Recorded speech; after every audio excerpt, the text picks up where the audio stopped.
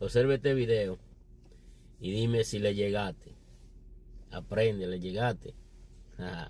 Today, we are going to discuss some extremely controversial topics. And because this is going to go on YouTube, there are certain words I cannot say. So just to warn you, I will write down these words, but I will not say them.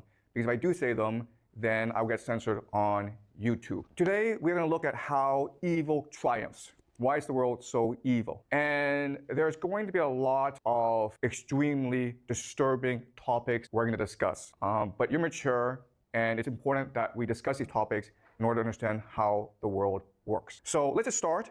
And we will do a lot of speculation and theorizing in this class. So do not take this as gospel. Do not believe this is the truth. The entire point of this class is to help you develop the theories and the ideas to better understand the world. These are tools. Okay? This is not truth. These are tools. All right. So the first question I have for you is, what is happening in Israel? Right now, as you know, Israel is besieging, bombarding Gaza. You might have seen the videos on social media. It is disturbing. It is terrible what is happening. The word that is happening, the word that we use for what is happening in Gaza is this word. You're not allowed to say this word on YouTube, but that is the intention. What I will argue, though, is that the truth is far more disturbing than this. What is really happening in Gaza is a ritual sacrifice.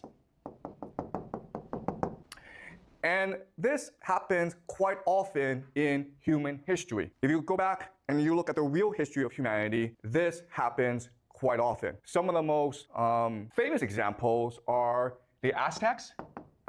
We've dug up temples of the Aztecs, and inside the temples are thousands and thousands of human skulls. So before they went to war, they practiced human sacrifice. They would commit mass murder of their enemies in public. So the Aztecs were really famous for this. The Phoenicians, specifically the Carthaginians, we will discuss them later this semester, but the Phoenicians were also famous for a particular type of sacrifice, which is child sacrifice.